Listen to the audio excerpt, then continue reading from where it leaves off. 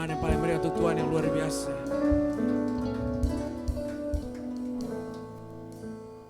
Mari dengan setengah suara kita nyanyikan lagi. Inilah yang ku renungkan setiap waktu, nyanyian puja dan pengagungan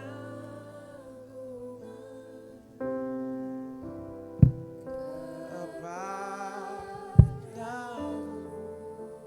yang manis kau dengar Tuhan.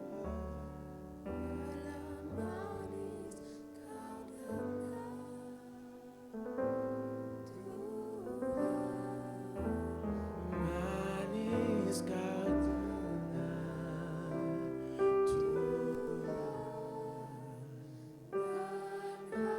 Hatiku bersuka karena-Mu.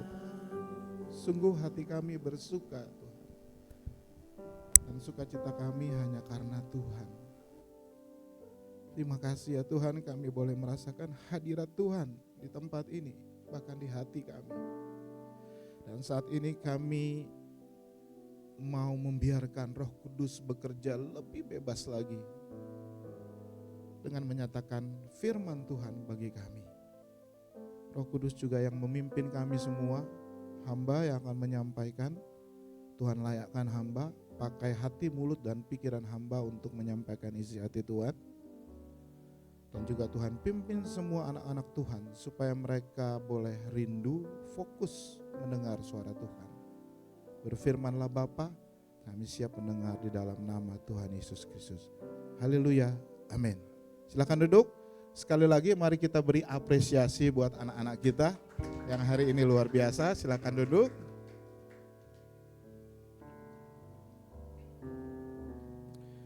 Baik, cepat saja. Mari Bapak Ibu Saudara yang membawa Alkitab, silakan buka Alkitab Saudara, baik buku maupun gadget. Dari 1 Yohanes 3 ayatnya yang ke-11 sampai dengan 18. 1 Yohanes 3 ayat 11 sampai dengan 18. Izinkan saya untuk membacanya dari Alkitab Terjemahan Baru 2.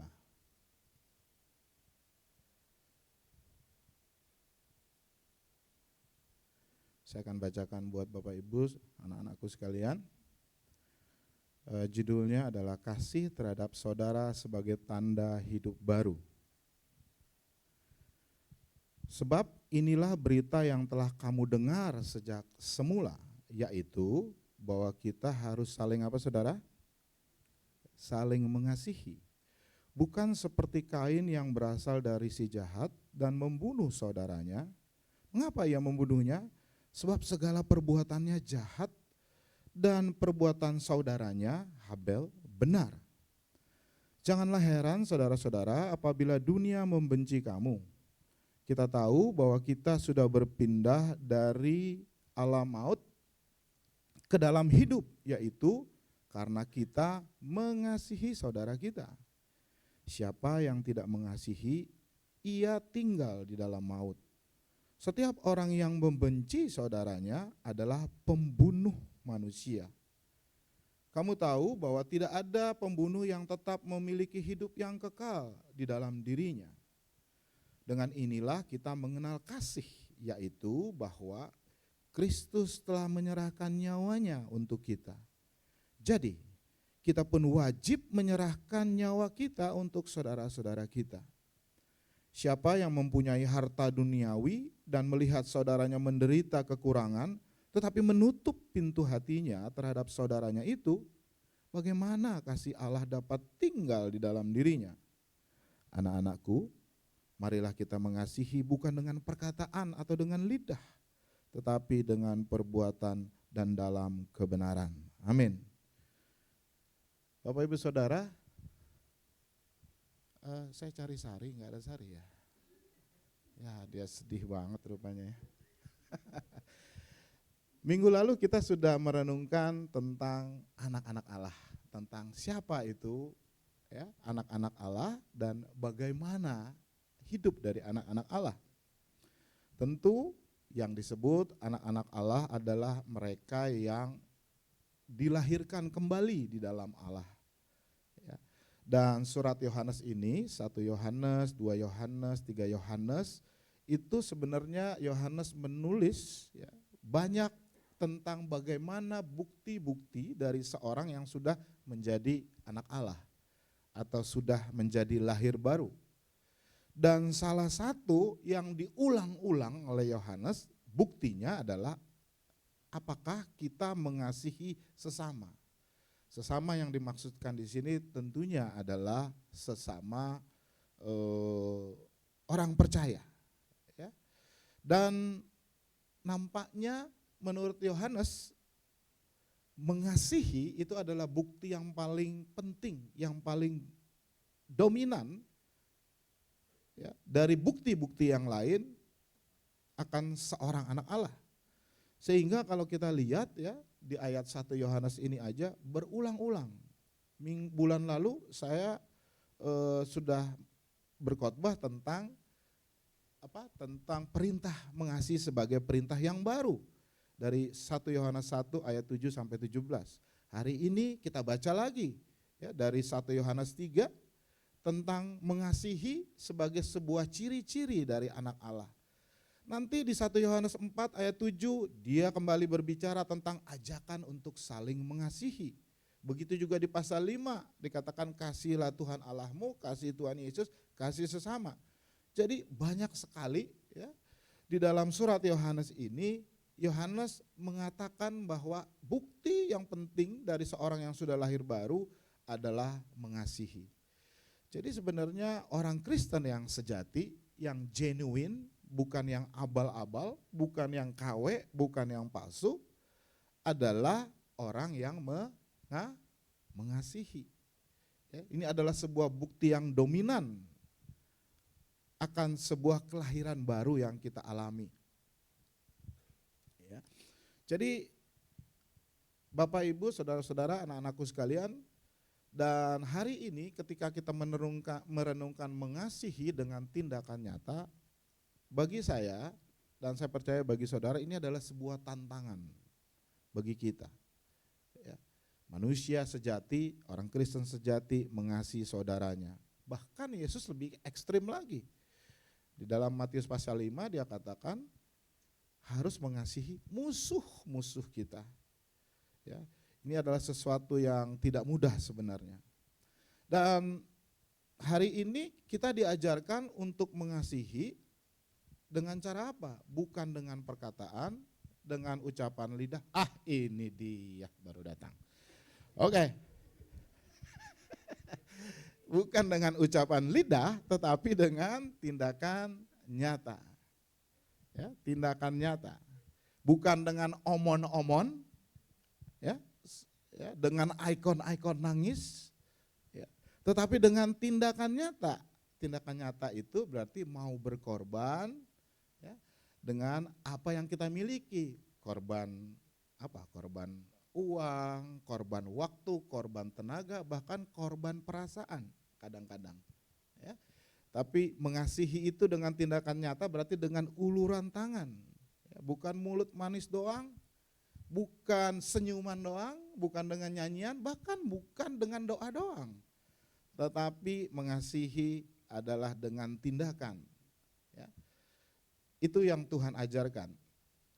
Nah, kalau kita mengasihi dengan tindakan nyata, itu baru yang disebut dengan anak-anak Allah.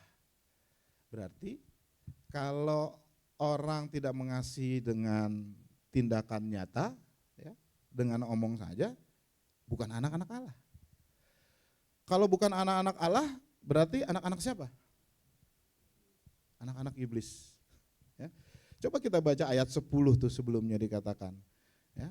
Tadi sebelum yang tadi kita baca ayat 10, ini adalah tanda anak-anak Allah dan anak-anak iblis. Setiap orang yang tidak melakukan kebenaran tidak berasal dari Allah, demikian juga siapa yang tidak mengasihi saudaranya, titik. Nah, jadi maksudnya anak-anak iblis itu tidak melakukan kebenaran, satu, kedua yang tidak mengasihi saudaranya. Ya. Tentu sekali lagi cara mengasihi ini bukan mengasihi yang hanya di surface, permukaan, tetapi mengasihi yang dalam. Ya. Di dalam, mana tadi pointer saya? Lalu cara mengasihi yang seperti apa sebenarnya yang dimaksudkan oleh Rasul Yohanes? Tentu cara mengasihi yang diajarkan oleh Tuhan Yesus. Tuhan Yesus mengajarkan begini,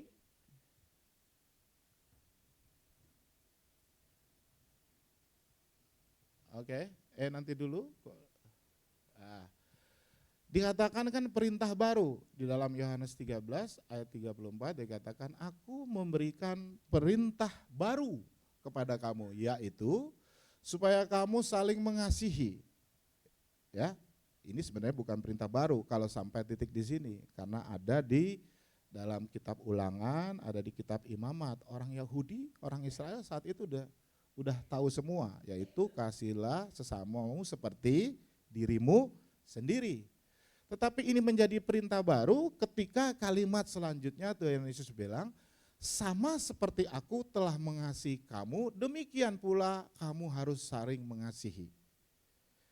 Kasih apa yang Tuhan Yesus lakukan? Yaitu kasih yang dengan tindakan nyata. Artinya apa? Dia membiarkan dirinya untuk disalibkan. Supaya orang-orang yang tersesat ini, yang harusnya masuk menuju jurang yang gelap, neraka, boleh selamat. Ya, itu adalah kasih Tuhan, berarti ada tindakan nyata, ada pengorbanan. Bahkan sebagai manusia sebelum Yesus dikorbankan, dia sempat negosiasi sama Tuhan. Tuhan kalau bisa jangan beginilah caranya. Kalau bisa Tuhan berfirman aja, selamat semua orang maka semua orang selamat. Ya, kalau bisa jangan saya yang dikorbankan. Tetapi di dalam doanya Tuhan mengatakan, tapi kehendak-Mu lah yang jadi. Dan kehendak Allah itu jadi, dia harus dikorbankan. Jadi itu adalah kasih yang dalam perintah baru, bahwa bukan hanya mengasihi seperti dirimu sendiri, ya saya suka makan, saya kasih orang makan, saya suka nonton, saya ajak orang nonton, apalagi, ya, tetapi mau nggak kita mengorbankan diri seperti Yesus. Dan Tuhan Yesus bilang sama seperti Yohanes, ayat 35, dengan demikian semua orang akan tahu bahwa kamu adalah murid-muridku, kamu adalah anak-anak Bapa, jikalau kamu saling mengasihi. Jadi sekali lagi perintah mengasihi ini adalah sebuah perintah yang penting, bahkan ini adalah sebuah tanda yang penting dari seorang yang sudah lahir baru, yaitu mengasihi. Mudah mengatakan untuk mengasihi, tapi sulit dalam prakteknya. Ya. Lalu Tuhan Yesus bilang lagi di dalam Yohanes 15, ya, dan ini intinya adalah kasih yang mau berkorban. Ayat 2 dikatakan, inilah perintahku, yaitu supaya kamu saling mengasihi seperti aku telah mengasihi kamu. Ya. Dan ayat 13 dikatakan, tidak ada kasih yang lebih besar daripada kasih seorang yang memberikan nyawanya untuk sahabat-sahabatnya. Memberikan nyawanya untuk sahabat-sahabatnya. Kamu adalah sahabatku jikalau kamu berbuat apa yang ku perintahkan padamu. Inilah perintahku kepadamu. Dia menutup dengan katakan, kasihlah seorang akan yang lain. Saudara mau jadi sahabat Kristus? Amin. Kasihilah sesamamu. Kasihilah orang yang ngeselin kamu. Kasihilah anakmu, sekalipun anakmu itu ngelawan kamu terus. Dan itu adalah cara mengasihi yang diajarkan Tuhan Yesus. Jadi mengasihi sekali lagi bukan dengan nyanyian. Ya, aku mengasihi Engkau Tuhan, itu ke Tuhan ya. Lalu ada lagi dikatakan ada I'm a friend of God. Jadi kasihi bukan dengan nyanyian, tapi kasihi dengan tindakan nyata. Ketika ia mengatakan mengasihi, di dalam bahasa asli, bahasa pertama dari Alkitab ini itu bukan kata benda tetapi kata kerja yang namanya agapao. Agape itu artinya kata benda, kasih. Tetapi di sini adalah agapao, kata kerja, artinya mengasihi. Dan kata agapao itu adalah mengacu kepada kasih yang tanpa syarat dan kasih yang mau berkorban. Jadi ini adalah sebuah kasih ke level yang paling tinggi, yang lebih tinggi. Ya, kasih yang mau berkorban dan kasih yang mau memberikan apa yang ada pada dirinya. Dan kalau kita lanjut ke ayat 12 dikatakan begini, bukan seperti Kain yang berasal dari si jahat dan membunuh saudaranya. Mengapa ia membunuhnya? Sebab segala perbuatannya yang jahat dan perbuatan saudaranya benar. Jadi ini sebenarnya Yohanes memberikan satu kata lagi yang merupakan lawan kata dari mengasihi, yaitu membenci. Ya. Coba kalau saya buka sedikit saja Kejadian. Saudara masih ingat ya Kejadian, kenapa sih kejadian Kain dan Habil? Saya bacain sedikit saja. Kejadian 4, ya, enggak semuanya tetapi ayat 2, mulai dari ayat 2. Jadi waktu dulu kejadiannya begini, jadi Yohanes ini merujuk tentang contoh kasih dan contoh benci dari manusia yang pertama-tama. Kain dan Habil ini bapak ibunya namanya siapa? Hawa. Ya. Jadi Adam dan Hawa, betul. Jadi ini adalah manusia yang kedua. Ya, dikatakan ayat 2, kemudian lahirlah Habel, adiknya Kain gitu ya. Habel itu gembala, kambing domba, sedangkan Kain itu petani. Nah, pada suatu waktu Kain mempersembahkan sebagian dari hasil tanahnya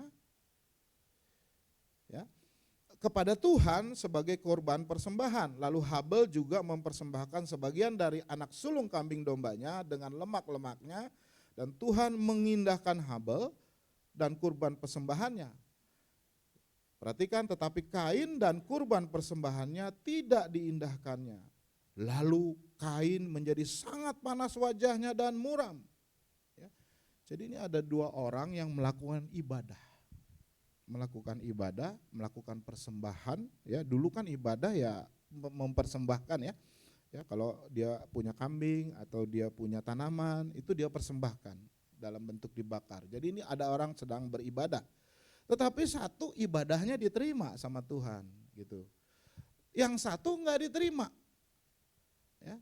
Saya pikir ini analogi sekarang juga begitu. Orang beribadah bisa diterima sama Tuhan. Sama-sama duduk ke gereja, tapi bisa juga enggak diterima Tuhan. Seperti Kain. Ini yang namanya worship war, perang ibadah. Dan sampai sekarang perang ibadah masih berlangsung di gereja ya. Iya kan? Perang ibadah antara musiknya hymn atau musiknya kontemporer seperti gereja kita. Atau liturginya liturgi yang fourfold, artinya yang ada panggilan Allah, kemudian ada pengakuan dosa, ada ini. Atau cuman twofold tuh cuman nyanyi, khotbah, nyanyi, pulang. Mana yang benar?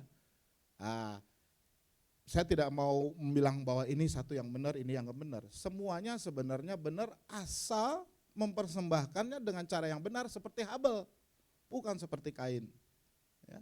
Jadi saya sebenarnya tidak setuju kalau di sosial media itu ada pelayan-pelayan Tuhan, terutama orang-orang yang muda yang saya lihat, yang selalu membentur-benturkan orang Kristen.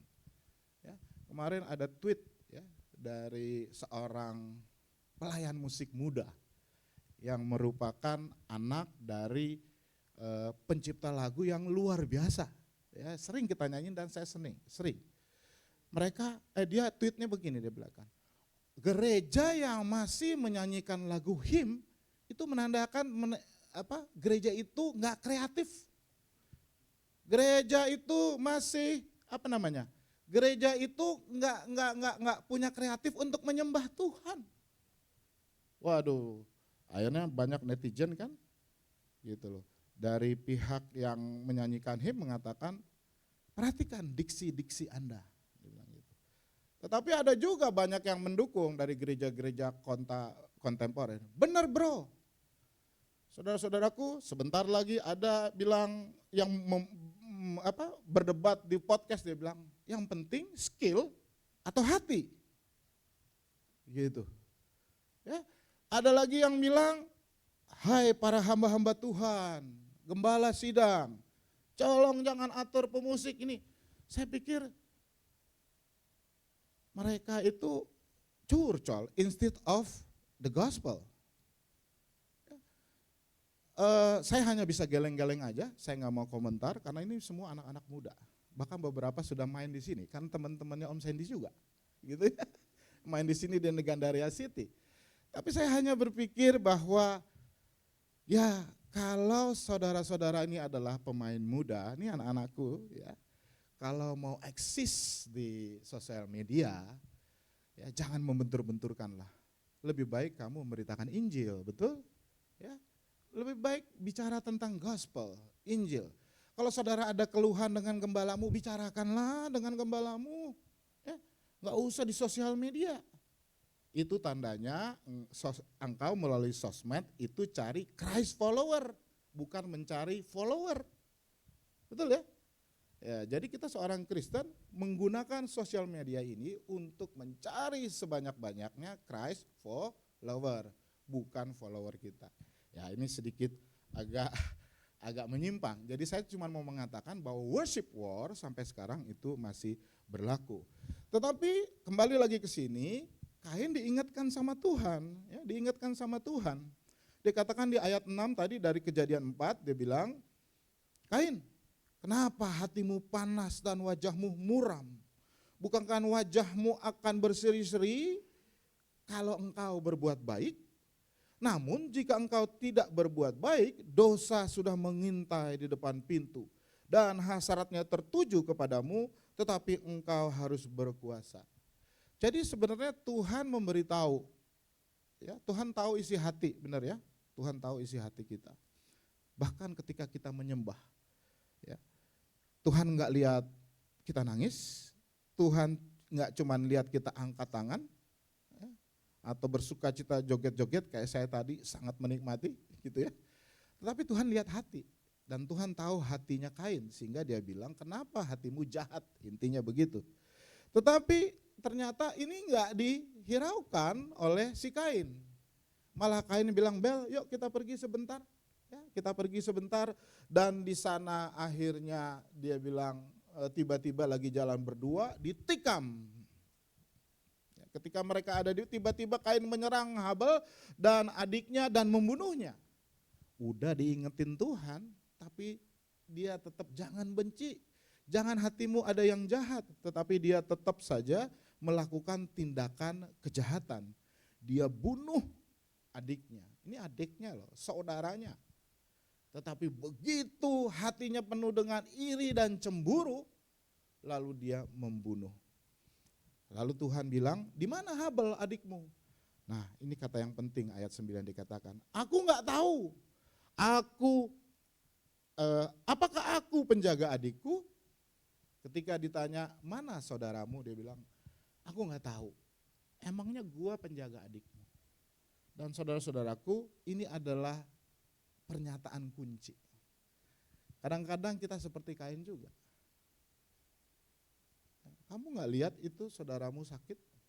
Sahabatmu itu sedang mengalami terpurukan? Ya saya gak tahu Tuhan. Kan saya bukan penjaga dia. Nah inilah yang ditegur oleh kembali lagi ke 1 Yohanes. Itu sebabnya Yohanes menggunakan cerita tentang Kain dan Habel. Bahwa orang yang tidak mengasihi itu bisa membenci orang lain.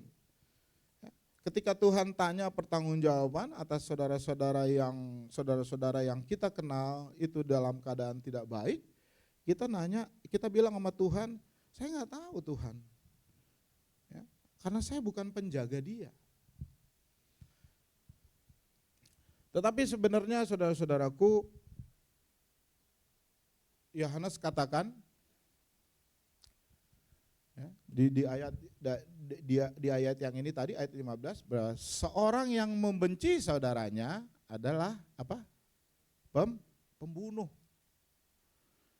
Emang benar, Kain itu karena benci membunuh.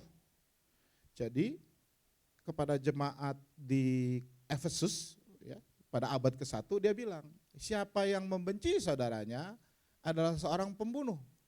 Dan dia katakan kepada kita juga ya, bahwa kalau kita membenci saudara kita, maka kita adalah seorang pembunuh. Dan tahu kamu kan, bahwa tidak ada seorang pembunuh yang tetap memiliki hidup yang kekal. Berarti orang yang membenci itu bukan anak-anak Allah, tapi anak-anak apa? Belis, iblis. Anak-anak gelap. Nah, minggu lalu ingat ya, ada anak-anak terang dan anak-anak gelap. Bukan ya, bulan lalu, minggu lalu tentang anak-anak Allah. Ya. Jadi kalau saya meminjam istilah dari Pak Yosua tentang apa? Kontras sinonimus, satu lagi. Anak-anak terang adalah anak-anak yang mengasihi. Anak-anak gelap adalah anak-anak yang membenci. Ya. Tuhan Yesus katakan begini juga kan, di dalam Matius 5 ayat 21 sampai 22. Kamu telah mendengar firman dari nenek moyangmu. Ya. Jangan membunuh, dia bilang begitu. Tetapi aku berkata kepadamu, setiap orang yang marah terhadap saudaranya, itu harus dihukum. Kembali Yesus menyamakan sebenarnya orang yang marah, orang yang benci terhadap saudaranya itu sama dengan membunuh. Jadi membunuh sebenarnya enggak perlu pakai tindakan. Enggak perlu pakai tindakan. Dengan kata-kata aja sebenarnya kita sudah bisa membunuh orang, kata Tuhan Yesus. Ya, kalau lihat di gambarnya itu ya, mukanya diremes, rambutnya dijambak, ya, kemudian ditonjok. Dan itu tidak perlu dengan tangan, itu cukup dengan mulut. Dan orang-orang yang membunuh melalui mulutnya dengan apa? Dengan mencela, dengan marah, termasuk dengan julid, gitu ya. Itu sebenarnya adalah seorang pembunuh. Dan seorang pembunuh bukanlah anak-anak Tuhan. Ya. Jadi sebenarnya kasih yang Tuhan Yesus ajarkan hari ini adalah kasih yang tanpa syarat, tanpa pamrih, kasih dengan pengorbanan, dan kasih dengan tindakan nyata. Saya lupa ketik ya. Rick Warren mengatakan bahwa sacrifice is the essence of love, which is the essence of God. Pengorbanan adalah esensi dari kasih, dari cinta, yang merupakan esensi dari Allah itu sendiri. Ya. Jadi Allah itu adalah kasih, sehingga kita pun harus mengasihi. Jadi tadi kita mendapatkan bahwa kasih dengan tindakan. Nah, mari kita pelajari apa itu kasih menurut Rasul Paulus. Ya. Di dalam 1 Korintus 13 ayat 2 dikatakan gini, saya menulisnya lagi dengan poin-poinnya. Ya. Yang pertama, kasih itu apa? Kelihatan enggak? Sabar. Ya. Kasih itu sabar. Sabar bos. Santai aja kali gitu ya. Yang kedua, kasih itu murah hati. Sari, kenapa handphonemu? Kamu mengasihi Kris ya? Benar kan?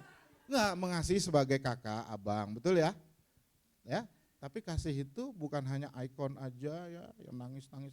Kasih itu harus dengan tindakan nyata. Kamu sudah mengasihi Kak Kris dengan tindakan nyata belum? Udah transfer belum? Nah, kalau cuma ikon doang belum lengkap ya. Karena kasih itu murah hati. Kasih itu tidak cemburu. Kasih itu tidak menggahkan diri. Kasih itu tidak songong ya. Kasih itu tidak melakukan yang tidak sopan ya. Kasih itu enggak cari keuntungannya sendiri, apalagi cari keuntungan dari saudara atau teman sendiri. Ya. Kasih itu tidak pemarah, ya. Perhatikan, saya juga harus memperhatikan, ya, karena kadang-kadang saya ini bukan kadang, mungkin sering jadi pemarah. Ya. Kasih itu tidak menyimpan dalam hati kesalahan orang lain. Kalau kita menyimpan biasanya juga jadi kepahitan juga. Dan kasih tidak bersukacita karena ketidakadilan, tapi karena kebenaran. Dan kasih itu menutupi segala sesuatu. Ya, bukan berarti ditutupi dibela, tetapi tidak diumbar-umbar gitu ya. Jangan kesalahan orang, kejelekan orang, sini, lu denger. Gitu ya, lu denger. Temen gue itu udah keluar dari gereja ini. Ya, jadi jatuhnya ke gosip, tetapi kasih itu percaya segala sesuatu, mengharapkan segala sesuatu, sabar menanggung segala sesuatu. Karena kasih itu tidak pernah berakhir. Kasih itu tidak berkesudahan. Nubuat akan berakhir, bahasa roh akan berhenti, pengetahuan akan lenyap, tetapi kasih tidak berkesudahan. Setuju saudara? Yang setuju katakan amin. Baik saudara-saudaraku, jadi intinya kasih adalah serangkaian tindakan. Makanya saya ulangin lagi nih, baca nih ya, ayat 16 dari perikop kita. Dengan inilah kita mengenal kasih, yaitu bahwa Kristus telah menyerahkan nyawanya. Jadi kita pun wajib menyerahkan nyawanya. Berarti kita harus mati. Enggak juga ya, sama dengan tadi kata membunuh ya. Kata membunuh kan bukan berarti membunuh secara fisik gitu ya. Kadang-kadang orang kesel nggak mau membunuh karena takut ya, atau karena takut dihukum, atau karena pengecut gitu ya.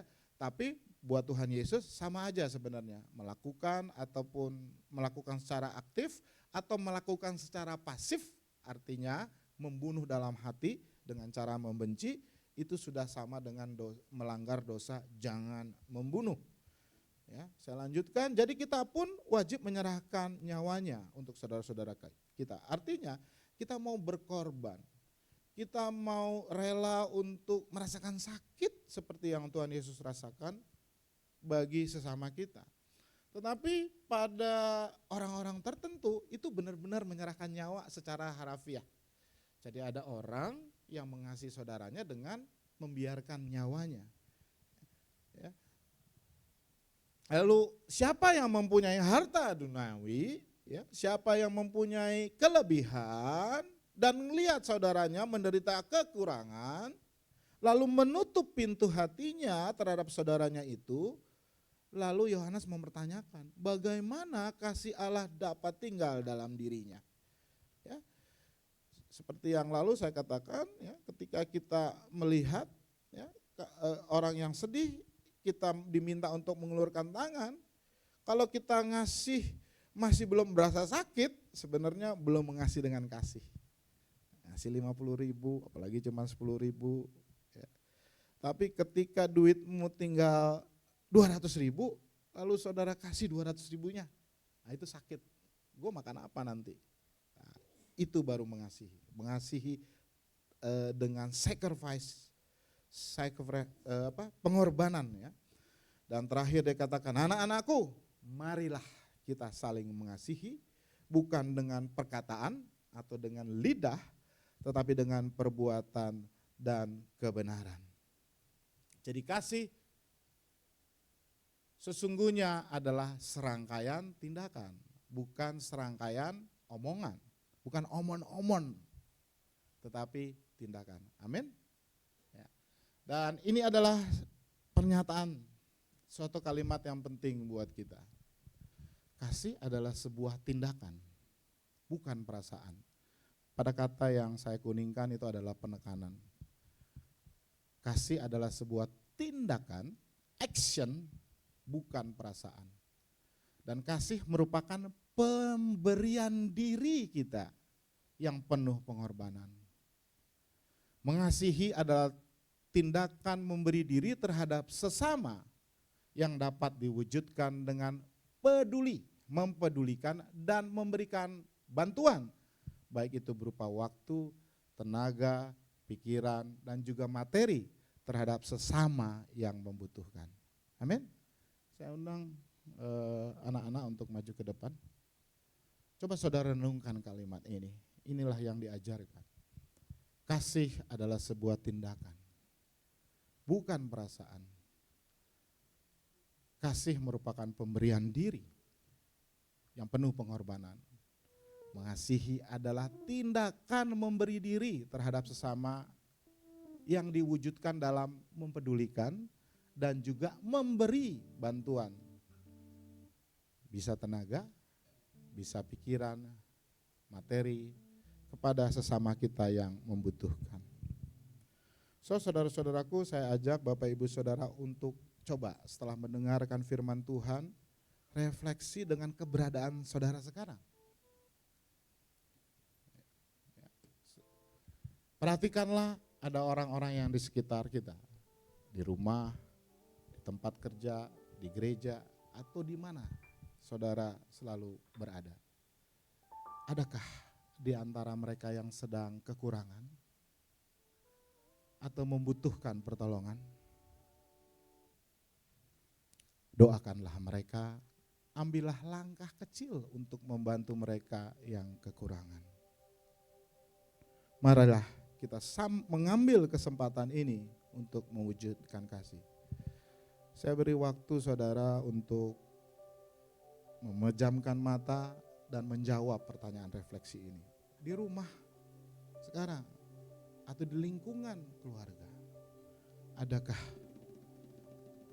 orang-orang yang membutuhkan kasih Tuhan melalui kita? Silakan saudara berdoa, saudara pikirkan.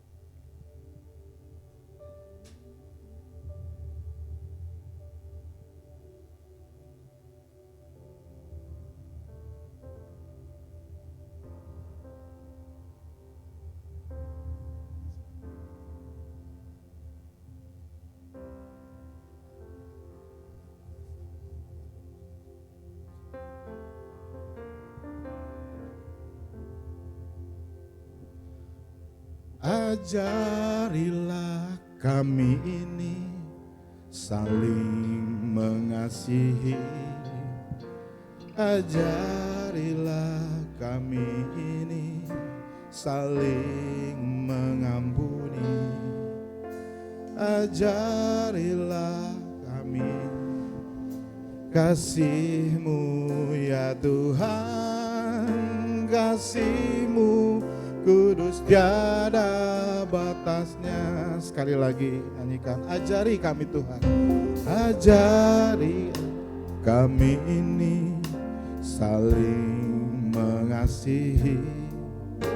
Ajarilah kami ini saling mengampuni. Ajarilah kami kasih-Mu ya Tuhan, kasih-Mu tulus tiada batasnya. Nyanyikan, kasih pasti lemah lembut. Kasih pasti lemah lembut. Kasih pasti memaafkan. Kasih pasti murah hati. Kasih-Mu, kasih-Mu Tuhan. Yang wanita saja, yang pria berdoa.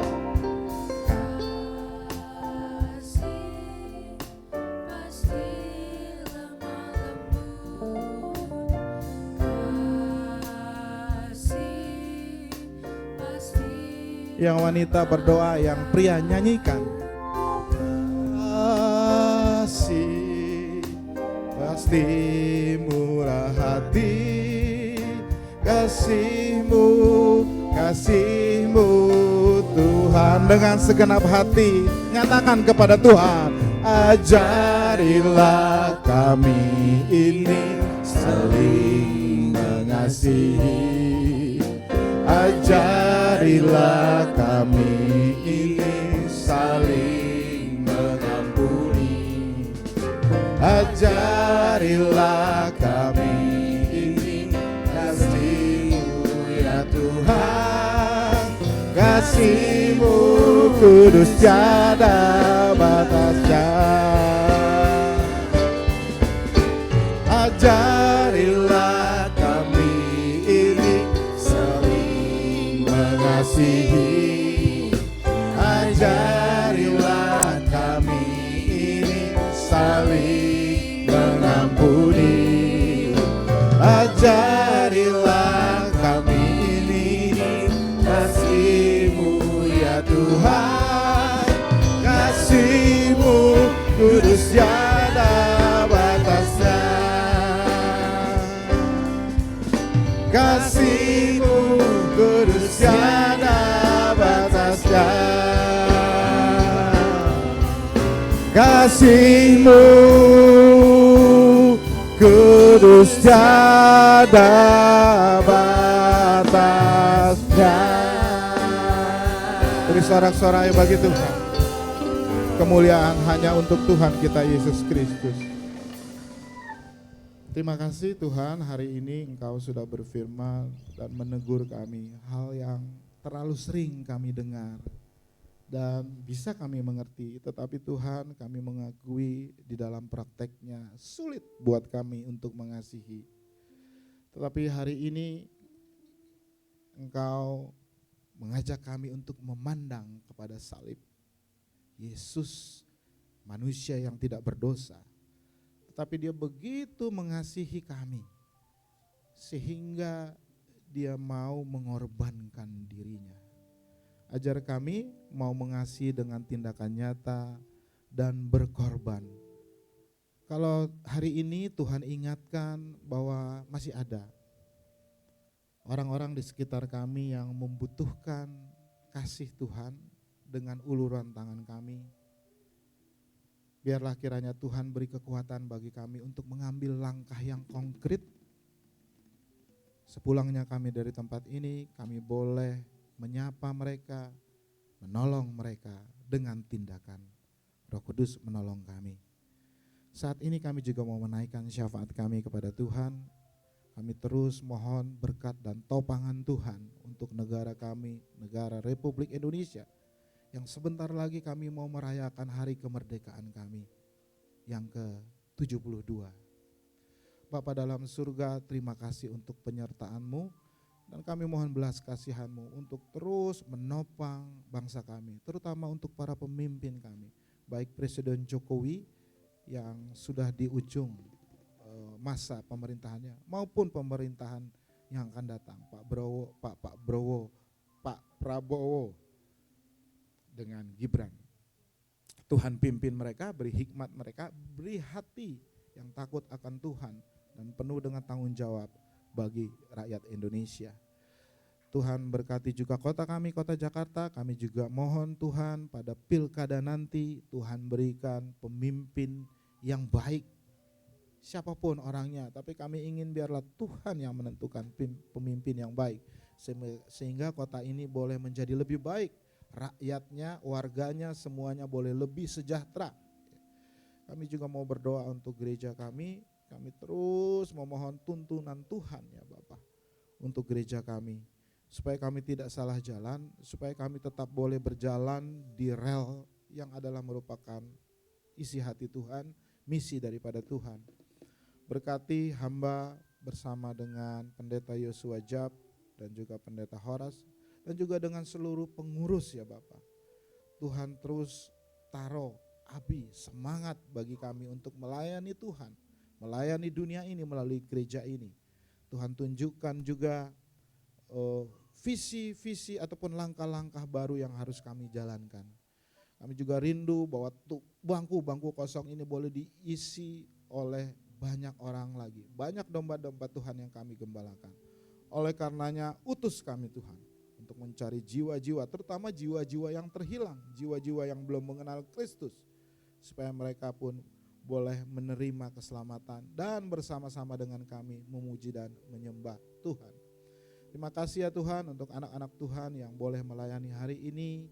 Biarlah Roh Kudus yang terus menuntun mereka sehingga semakin hari semakin baik dalam melayani Tuhan, terutama hati mereka boleh hanya terfokus kepada Yesus Kristus saja, Sang Juru Selamat yang mereka layani.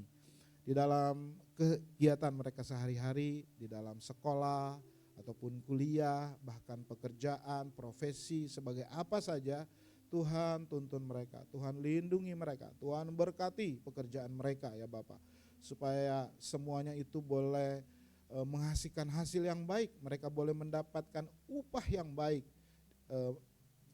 dari hasil jerih lelah mereka di sekolah ataupun di pekerjaan ataupun di dalam profesi mereka masing-masing.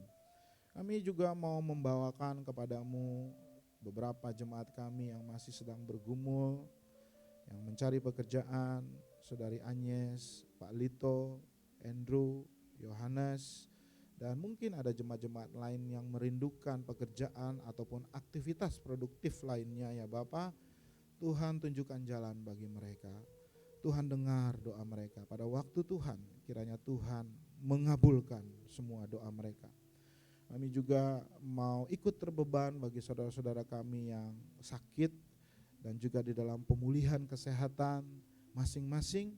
Biarlah kiranya Tuhan menilik mereka dimanapun mereka berada.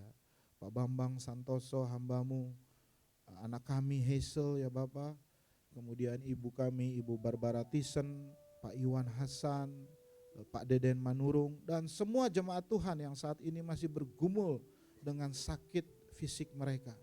Biarlah kiranya Tuhan yang memberkati semua terapi, obat, ataupun langkah-langkah medis yang mereka lakukan, supaya oleh berkat Tuhan sungguh boleh membawa kesembuhan di dalam diri mereka.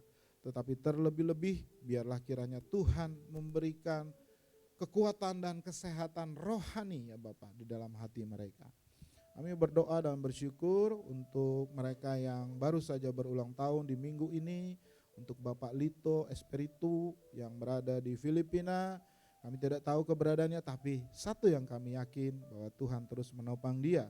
Begitu juga dengan Ibu Sri Mariati dan Ibu Tina Nasution. Kami mau menyerahkan, mau menatang kehidupan mereka ke dalam tangan Tuhan. Biarlah terus Tuhan yang membimbing mereka. Terima kasih ya Bapa. Inilah doa dan permohonan kami yang kami naikkan hanya didasarkan kepada satu doa yang indah yang Tuhan Yesus ajarkan, yang ingin kami ucapkan bersama-sama. Bapa kami yang di surga, dikuduskanlah namamu, datanglah kerajaanmu, jadilah kehendak-Mu di bumi seperti di surga. Berilah kami pada hari ini makanan kami yang secukupnya. Dan ampunilah kami akan kesalahan kami, seperti kami juga mengampuni orang yang bersalah kepada kami. Dan jangan bawa kami ke dalam pencobaan, tapi lepaskanlah kami daripada yang jahat. Karena Engkaulah yang punya kerajaan dan kuasa dan kemuliaan sampai selama-lamanya. Amin. Saya serahkan kembali kepada Diaken.